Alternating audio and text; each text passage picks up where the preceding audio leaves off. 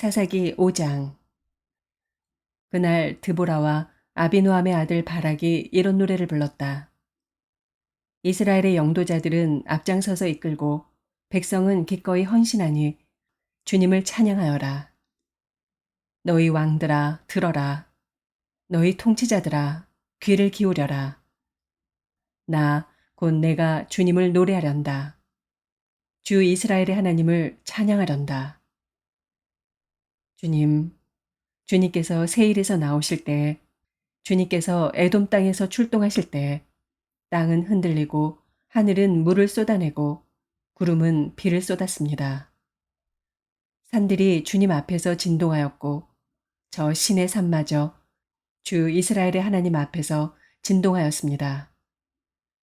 아낫의 아들 삼갈 때에도 야엘 때에도 큰 길에는 발길이 끊어지고 길손들은 뒷길로 다녔다. 나 드보라가 일어나기까지, 이스라엘의 어머니인 내가 일어나기까지 이스라엘에서는 용사가 끊어졌다. 그들이 새 신들을 택하였을 때 성문에 전쟁이 들이닥쳤는데 4만 명 이스라엘 군인 가운데 방패와 창을 가진 사람이 보였던가. 나의 마음이 이스라엘의 지휘관들에게 쏠렸다. 그들은 백성 가운데서 자원하여 나선 용사들이다. 너희는 주님을 찬양하여라. 흰 나귀를 타고 다니는 사람들아, 양탄자를 깔고 사는 사람들아, 길을 걸어가는 행인들아, 사람들에게 전하여라. 물 깃는 이들 사이에서 들리는 소리, 활 쏘는 사람들의 요란한 저 소리, 거기서도 주님의 의로운 업적을 들어 말하여라. 이스라엘 용사들의 의로운 업적을 들어 말하여라. 그때 주님의 백성이 성읍으로 들어가려고 성문께로 내려갔다. 일어나라, 일어나라, 드보라야. 일어나라, 일어나서 노래를 불러라. 일어나라, 바라가. 포로들을 끌고 가거라. 아비노함의 아들아. 그때 살아남은 이들이 백성의 지도자들과 더불어 내려왔고 주님께서 나를 도우시려고 용사들 가운데 내려오셨다. 에브라임에게서는 아말렉이 뿌리를 내린 사람들이 내려오고 베냐민의 뒤를 이어서는 너의 백성이 내려오고 마길에서는 지휘관들이 내려오고 스불론에서는 지휘봉 잡은 이들이 내려왔다. 이사갈의 지도자들이 드보라와 합세하고 이사갈과 바락도 이에 합세하여 그의 뒤를 따라 골짜기로 달려갔다. 그러나 르우벤 지파 가운데서는 마음에 큰 반성이 있었다. 어찌하여 내가 양의 우리에 앉아 양떼를 부르는 피리 소리나 듣고 있는가? 르우벤 지파에서는 마음에 큰 반성을 하였다. 어찌하여 길르앗은 요단강 건너에 자리 잡고 있고 어찌하여 단은 배 안에 머물러 있는가? 어찌하여 아셀은 바닷가에 앉아 있는가? 또 그 부둣가에서 편히 쉬고 있는가? 스불론은 죽음을 무릅쓰고 생명을 아끼지 않고 싸운 백성이요. 납달리도 들판 언덕 위에서 그렇게 싸운 백성이다. 여러 왕들이 와서 싸움을 도두었다. 가나안 왕들이 무깃도의 물가 다한악에서 싸움을 도두었으나 그들은 탈취물이나 은을 가져가지 못하였다. 별들이 하늘에서 시스라와 싸웠고 그 다니는 길에서 그와 싸웠다. 기손 강물이 그들을 휩쓸어 갔고 옛강 기손의 물결이 그들을 휩쓸어 갔다. 나의 영혼아, 너는 힘차게 진군하여라. 그때 말 발굽 소리가 요란하였다. 군마가 달리는 소리, 그 달리는 말 발굽 소리가 요란하였다. 메로스를 저주하여라. 주님의 천사가 말하였다. 그 안에 사는 주민들을 저주하고 저주하여라. 그들은 주님을 도우러 나오지 않았다. 주님을 돕지 않았다. 적의 용사들과 싸우러 나오지 않았다. 겐 사람 헤벨의 아내 야엘은 어느 여인보다 더 복을 받을 것이다.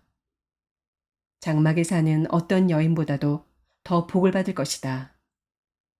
시스라가 물을 달라고 할 때 야엘은 우유, 곧 엉긴 우유를 귀한 그릇에 담아주었다. 왼손에는 장막 말뚝을 주고 오른손에는 대장장이의 망치를 주고 시스라를 쳐서 머리를 깨부수고 관자놀이를 꿰뚫어 버렸다. 시스라는 그의 발 앞에 고꾸라져서 쓰러진 채 누웠다. 그의 발 앞에 고꾸라지며 쓰러졌다. 고꾸라진 바로 그 자리에서 쓰러져서 죽고 말았다. 시스라의 어머니가 창문으로 내다보며 창살 틈으로 내다보며 울부짖었다. 그의 병거가 왜 이렇게 더디 오는가? 그의 병거가 왜 이처럼 늦게 오는가? 그의 시녀들 가운데서 가장 지혜로운 시녀들이 대답하였겠고 시스라의 어머니도 그 말을 따라 이렇게 혼잣말로 말하였을 것이다. 그들이 어찌 약탈물을 얻지 못하였으랴. 그것을 나누지 못하였으랴. 용사마다 한두 처녀를 차지하였을 것이다. 시스라가 약탈한 것은 채색한 옷감, 곧 수노와 채색한 옷감이거나 약탈한 사람의 목에 걸칠 수놓은 두 벌의 옷감일 것이다. 주님, 주님의 원수들은 이처럼 모두 망하고 주님을 사랑하는 사람들은 힘차게 떠오르는 해처럼 되게 하여 주십시오. 그 뒤로 그 땅에는 40년 동안 전쟁이 없이 평온하였다. 사도행전 9장.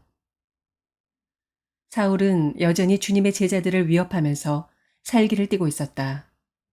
그는 대제사장에게 가서 다마스쿠스에 있는 여러 회당으로 보내는 편지를 써달라고 하였다. 그는 그 도를 믿는 사람은 남자나 여자나 가리지 않고 닥치는 대로 묶어서 예루살렘으로 끌고 오려는 것이었다. 사울이 길을 가다가 다마스쿠스 가까이에 이르렀을 때 갑자기 하늘에서 환한 빛이 그를 둘러 비추었다. 그는 땅에 엎어졌다. 그리고 그는 사울아, 사울아, 내가 왜 나를 핍박하느냐 하는 음성을 들었다. 그래서 그가 주님 누구십니까? 하고 물으니 나는 내가 핍박하는 예수다. 일어나서 성 안으로 들어가거라. 내가 해야 할 일을 일러줄 사람이 있을 것이다. 하는 음성이 들려왔다. 그와 동행하는 사람들은 소리는 들었으나 아무도 보이지는 않으므로 말을 못하고 멍하게 서 있었다. 사울은 땅에서 일어나서 눈을 떴으나 아무것도 볼 수가 없었다.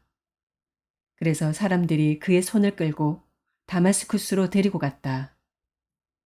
그는 사흘 동안 앞을 보지 못하는 상태에서 먹지도 않고 마시지도 않았다. 그런데 다마스쿠스에는 아나니아라는 제자가 있었다. 주님께서 환상 가운데서 아나니아야 하고 부르시니 아나니아가 주님 여기 있습니다 하고 대답하였다. 주님께서 아나니아에게 말씀하셨다. 일어나서 고든 길이라 부르는 거리로 가서 유다의 집에서 사울이라는 다섯 사람을 찾아라. 그는 지금 기도하고 있다. 그는 환상 속에 아나니아라는 사람이 들어와서 자기에게 손을 얹어 시력을 회복시켜 주는 것을 보았다. 아나니아가 대답하였다. 주님, 그가 예루살렘에서 주님의 성도들에게 얼마나 해를 끼쳤는지를 나는 많은 사람에게서 들었습니다. 그리고 그는 주님의 이름을 부르는 사람들을 잡아갈 권한을 대제사장들에게서 받아가지고 여기에 와 있습니다. 주님께서 그에게 말씀하셨다. 가거라. 그는 내 이름을 이방 사람들과 임금들과 이스라엘 자손들 앞에 가지고 갈 내가 택한 내 그릇이다. 그가 내 이름을 위하여 얼마나 많은 고난을 받아야 할지를 내가 그에게 보여주려고 한다. 그래서 아나니아가 떠나서 그 집에 들어가 사울에게 손을 얹고 형제 사울이여 그대가 오는 도중에 그대에게 나타나신 주 예수께서 나를 보내셨소. 그것은 그대가 시력을 회복하고 성령으로 충만하게 되도록 하시려는 것이요. 하고 말하였다. 곧 사울의 눈에서 비늘 같은 것이 떨어져 나가고 그는 시력을 회복하였다. 그리고 그는 일어나서 세례를 받고 음식을 먹고 힘을 얻었다. 사울은 며칠 동안 다마스쿠스에 있는 제자들과 함께 지냈다.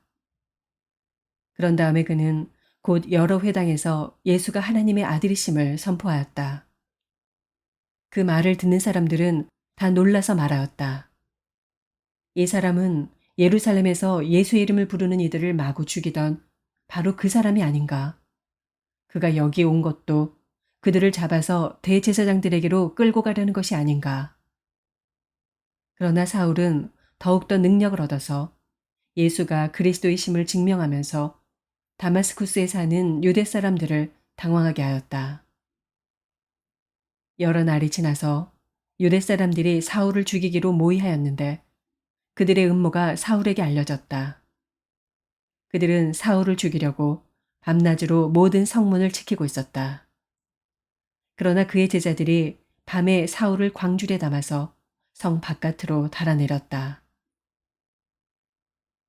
사울이 예루살렘에 이르러서 거기에 있는 제자들과 어울리려고 하였으나 그들은 사울이 제자라는 사실을 믿을 수가 없어서 모두들 그를 두려워하였다. 그러나 바나바는 사울을 맞아들여 사도들에게로 데려가서 사울이 길에서 주님을 본 일과 주님께서 그에게 말씀하신 일과 사울이 다마스쿠스에서 예수의 이름으로 담대히 말한 일을 그들에게 이야기해 주었다. 그래서 사울은 제자들과 함께 지내면서 예루살렘을 자유로 드나들며 주님의 이름으로 담대하게 말하였고 그리스 말을 하는 유대 사람들과 말을 하고 토론을 하기도 하였다. 그러나 유대 사람들은 사울을 죽이려고 꾀하였다. 신도들이 이 일을 알고 사울을 가이사랴로 데리고 내려가서 다소로 보냈다. 그러는 동안에 교회는 유대와 갈릴리와 사마리아 온 지역에 걸쳐서 평화를 누리면서 튼튼히 서갔고 주님을 두려워하는 마음과 성령의 위로로 정진해서 그 수가 점점 늘어갔다. 베드로는 사방을 두루 다니다가 룻다에 내려가서 거기에 사는 성도들도 방문하였다. 거기서 그는 8년이나 중풍병으로 자리에 누워있는 애니아라는 사람을 만났다. 베드로가 그에게 애니아여, 예수 그리스도께서 그들을 고쳐주십니다. 일어나서 자리를 정돈하시오. 하고 말하니 그는 곧 일어났다. 룻다와 샤론에 사는 모든 사람이 그를 보고 주님께로 돌아왔다. 그런데 요바에 다비다라는 여제자가 있었다. 그 이름은 그리스 말로 번역하면 도르가인데 이 여자는 착한 일과 구제 사업을 많이 하는 사람이었다. 그 무렵에 이 여자가 병이 들어서 죽었다.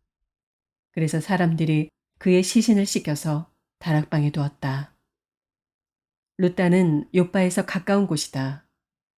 제자들이 베드로가 룻다에 있다는 말을 듣고 두 사람을 그에게로 보내서 지체하지 말고 와달라고 간청하였다. 그래서 베드로는 일어나서 심부름꾼과 함께 갔다. 베드로가 그곳에 이르니 사람들이 그를 다락방으로 데리고 올라갔다. 과부들이 모두 베드로 곁에 서서 울며 도르가가 그들과 함께 지낼 때에 만들어둔 속옷과 겉옷을 다 내보여 주었다. 베드로는 모든 사람을 바깥으로 내보내고 나서 무릎을 꿇고 기도를 하였다. 그리고 시신 쪽으로 몸을 돌려서 다비다여 일어나시오 하고 말하였다. 그 여자는 눈을 떠서 베드로를 보고 일어나서 앉았다. 베드로가 손을 내밀어서 그 여자를 일으켜 세웠다. 그리고 성도들과 과부들을 불러서 그 여자가 살아있음을 보여주었다. 그 일이 온 요바에 알려지니 많은 사람이 주님을 믿게 되었다. 그리고 베드로는 여러 날 동안 요바에서 시몬이라는 무두장이의 집에서 묵었다.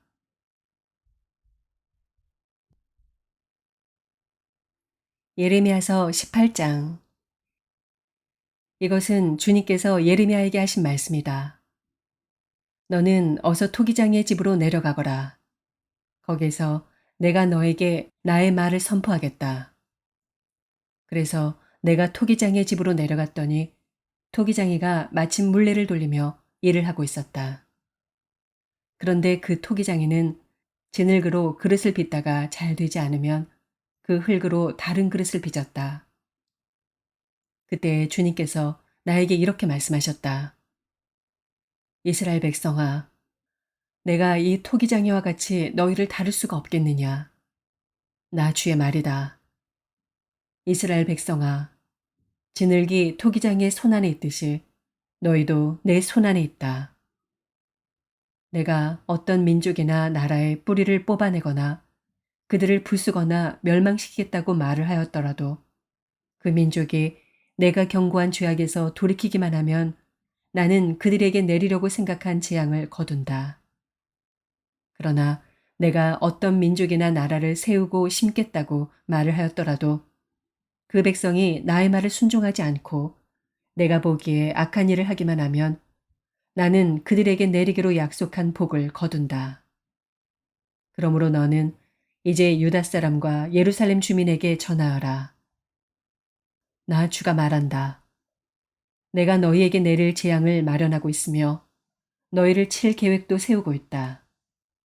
그러므로 너희는 어서 각기 자신의 사악한 길에서 돌이키고 너희의 행동과 행실을 고쳐라. 네가 이렇게 말하면 그들은 이르기를 그럴 필요 없다. 우리는 우리 생각대로 살아가겠다. 우리는 각자 자신의 악한 마음에서 나오는 고집대로 행동하겠다 할 것이다. 그러므로 나 주가 말한다. 누가 이와 같은 말을 들어보았는지 세상 만민에게 물어보아라. 전혀 이스라엘은 너무 역겨운 일을 저질렀다. 레바논 산의 험준한 바위 봉우리에 눈이 없는 때가 있더냐. 거기에서 흘러내리는 시원한 물줄기가 마르는 일이 있더냐. 그러나 내 백성은 나를 잊어버리고 헛된 우상들에게 분향을 한다. 옛부터 걸어온 바른 길을 벗어나서 이정표도 없는 길로 들어섰다. 그들이 사는 땅을 황폐하게 만들어 영영 비웃음거리가 되게 하니 그곳을 지나가는 사람마다 놀라서 머리를 흔들며 비웃는다. 내가 그들을 원수 앞에서 흩어버리기를 동풍으로 흩어버리듯 할 것이며 그들이 재난을 당하는 날 내가 그들에게 등을 돌리고 내 얼굴을 보이지 않을 것이다. 백성이 나를 두고 이르기를 이제 예레미야를 죽일 계획을 세우자. 이 사람이 없어도 우리에게는 율법을 가르쳐줄 제사장이 있고 지혜를 가르쳐줄 현자가 있으며 말씀을 전하여줄 예언자가 있다. 그러니 어서 우리의 혀로 그를 헐뜯자. 그가 하는 모든 말을 무시하여 버리자 합니다. 주님, 저의 호소를 들어주십시오. 원수들이 저를 두고 하는 말을 들어보십시오. 선을 악으로 갚아도 되는 겁니까? 그런데도 그들은 제 목숨을 노려서 함정을 팠습니다. 제가 주님 앞에 나서서 그들을 변호한 것, 주님께서 그들을 보시고 진노하셨지만 주님의 진노를 풀어드리려고 그들을 생각하면서 주님의 은혜를 간구한 것을 기억하여 주십시오. 그들이 이렇게 배은망덕하니 그들의 아들, 딸들이 굶어 죽거나 전쟁에서 죽게 하여 주십시오. 그들의 아내들이 아들, 딸들을 잃게 하시고 남편들을 잃어 과부가 되게 하여 주십시오. 장정들은 전쟁터에서 칼에 찔려 죽게 하여 주십시오.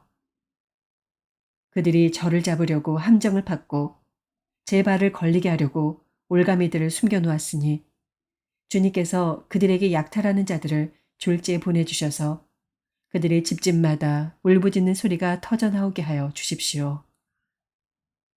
주님, 저를 죽이려는 그들의 모든 흉계를 주님께서는 다 아시니 그들의 죄악을 용서하지 마시고 그들의 허물을 가볍게 다루지도 마십시오. 주님께서 진노하시는 날에 그들이 주님 앞에서 거꾸러져 죽게 하여 주십시오.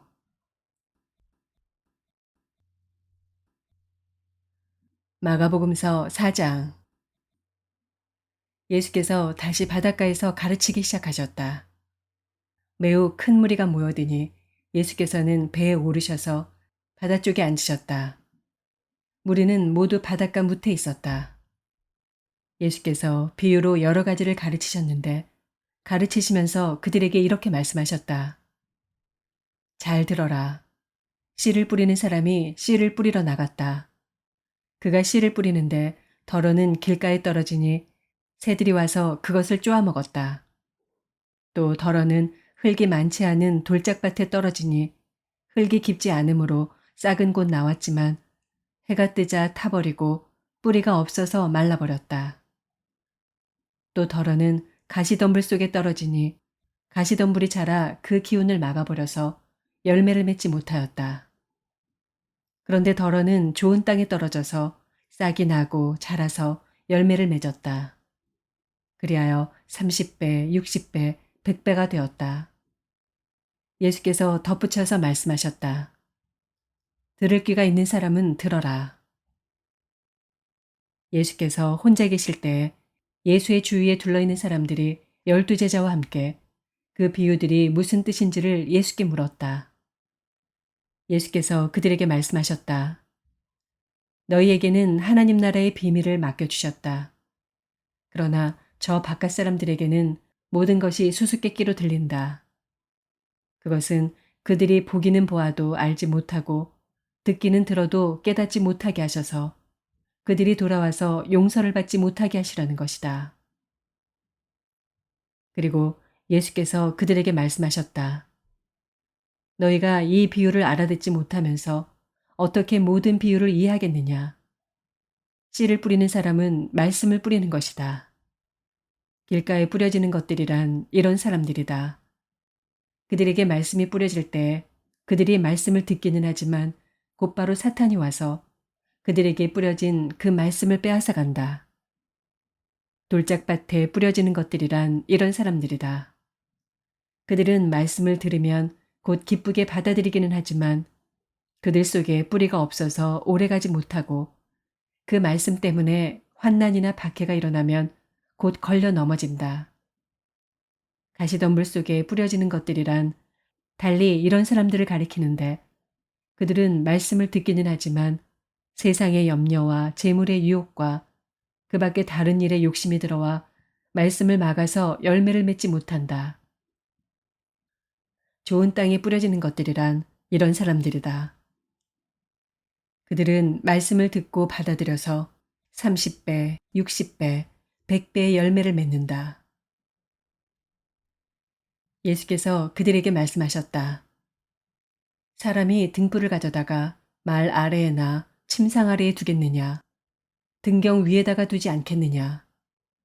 숨겨둔 것은 드러나고 감추어둔 것은 나타나기 마련이다. 들을 귀가 있는 사람은 들어라. 예수께서 그들에게 말씀하셨다. 너희는 새겨들어라. 너희가 되질하여 주는 만큼 너희에게 되질하여 주실 것이요. 덤으로 더 주실 것이다. 가진 사람은 더 받을 것이요. 가지지 못한 사람은 그 가진 것마저 빼앗길 것이다. 예수께서 또 말씀하셨다. 하나님 나라는 이렇게 비유할 수 있다. 어떤 사람이 땅에 씨를 뿌려놓고 밤낮 자고 일어나고 하는 사이에 그 씨에서 싹이 나고 자라지만 그 사람은 어떻게 그렇게 되는지를 알지 못한다. 땅이 저절로 열매를 맺게 하는데 처음에는 싹을 내고 그 다음에는 이삭을 내고 또 그 다음에는 이삭의 알찬 나달을 낸다. 열매가 익으면 곧 낫을 댄다. 추수 때가 왔기 때문이다. 예수께서 또 말씀하셨다. 우리가 하나님의 나라를 어떻게 비길까? 또는 무슨 비유로 그것을 나타낼까? 겨자씨와 같으니 그것은 땅에 심을 때에는 세상에 있는 어떤 씨보다도 더 작다. 그러나 심고 나면 자라서 어떤 풀보다 더 큰 가지들을 뻗어 공중의 새들이 그 그늘에 깃들일 수 있게 된다. 예수께서는 그들이 알아들을 수 있는 정도로 이와 같이 많은 비유로 말씀을 전하셨다. 비유가 아니면 말씀하지 않으셨으나 제자들에게는 따로 모든 것을 설명해 주셨다. 그날 저녁이 되었을 때 예수께서 제자들에게 말씀하셨다. 바다 저쪽으로 건너가자. 그래서 그들은 무리를 남겨두고 예수를 배에 계신 그대로 모시고 갔는데 다른 배들도 함께 따라갔다. 그런데 거센 바람이 일어나서 파도가 배 안으로 덮쳐 들어오므로 물이 배에 벌써 가득 찼다. 예수께서는 고물에서 베개를 베고 주무시고 계셨다. 제자들이 예수를 깨우며 말하였다. 선생님, 우리가 죽게 되었는데도 아무렇지도 않으십니까? 예수께서 일어나 바람을 꾸짖으시고 바다더러 고요하고 잠잠하여라 하고 말씀하시니 바람이 그치고 아주 고요해졌다. 예수께서 그들에게 말씀하셨다. 왜들 무서워하느냐? 아직도 믿음이 없느냐? 그들은 큰 두려움에 사로잡혀서 서로 말하였다. 이분이 누구이기에 바람과 바다까지도 그에게 복종하는가? 아멘.